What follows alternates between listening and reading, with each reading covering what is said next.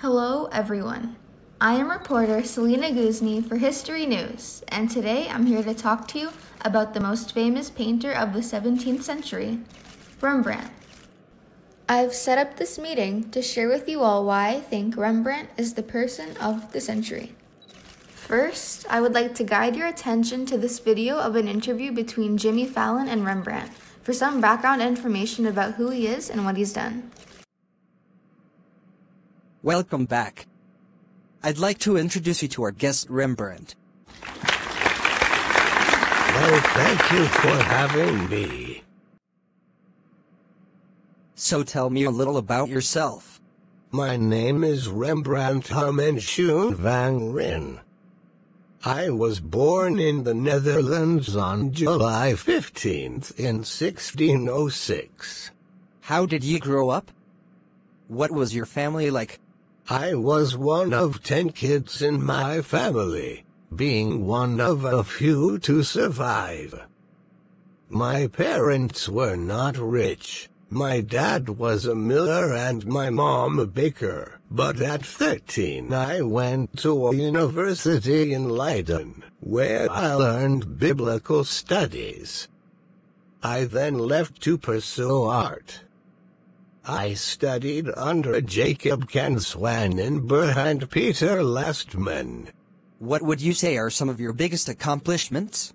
I would say some of my biggest accomplishments are my paintings, etchings and self-portraits.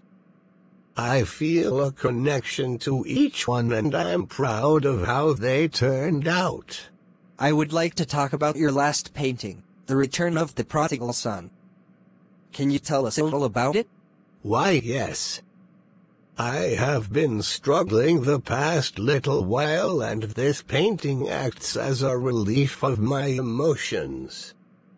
The son is the painting returned with no money and fell into a state of poverty which is similar to how I feel now. I have little money and I feel I will die as a poor man. I'm sorry to hear that. Thank you for coming out. Any final words? As I always say, practice what you know, and it will help to make clear what now you do not know. As you can see, Rembrandt chose to follow his passion and has created a legacy from his paintings. Rembrandt is the best of the 17th century because of his paintings, the meaning behind them, and the impact he has had on the world. Firstly, Rembrandt has beautiful paintings. This makes him the best because of his technique used to create these masterpieces, which is a form of art. His paintings have a common color scheme of dull neutral colors, like gray, green, and black, pretty similar to where I'm standing. His paintings were in the Baroque era. He followed rules about the golden principle of thirds, meaning the subject is never perfectly center. It's always in 1/3 of the actual piece. And he used triangular shapes that draws the eye's attention. He also used diagonals that guides the eyes through the piece. His paintings flow. He has an incredible legacy because his art was realistic and used a series of elements and principles like emphasis on light and shadow, which creates depth and balance in a piece. It's theorized that Rembrandt's flair for the contrast between light and shadows came from one of his teachers that specialized in flames and the underworld. His paintings show that he was one of the best because of the immense amount of detail in faces, cloth, background, and everything in his pieces. He was also good at painting in perspective, using his space well with background, midground, and foreground. He also painted many self-portraits. Besides painting, he was also known for his printmaking, more specifically etching. I would like to welcome a Dutch art historian, Ernest van de Wettering, who is an expert on Rembrandt and will tell us a little about his paintings and why they are so great. Thank you for inviting me on this call. I have been an art historian for many years.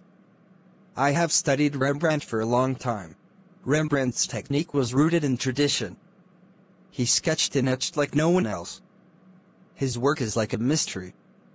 His method was a monochromatic design. He would start from the background and end with finishing touches to the foreground. X-ray technology has allowed us to look deeper into his paintings, at the layers and underpaintings used. He painted in a wonderful way and was pretty great. Secondly, he is one of the best contributors of the 17th century because of the subject of his paintings. He often had intense subject matter, usually about violence and war mentioned in the Bible. His other paintings show more regular human behaviors, like the painting of a woman bathing in a stream. His themes were often religious and depict biblical scenes. He created a dark, eerie mood with his use of colors, context, and action the people were doing in the paintings. This makes him the best of the 17th century because he was able to use these moods, themes, and subject matter to create beautiful and sometimes intense artworks that will last a lifetime. Rembrandt had a huge impact on Dutch life. It gives them recognition and more tourism.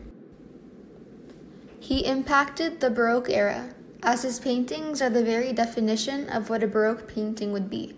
He impacted the style of art and future artists as well. He impacted style and changed the way we see art.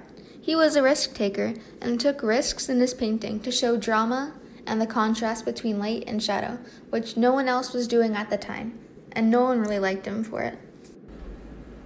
All over the world today, his artworks can be found in multiple museums such as the Louvre, and his paintings now go for millions of dollars.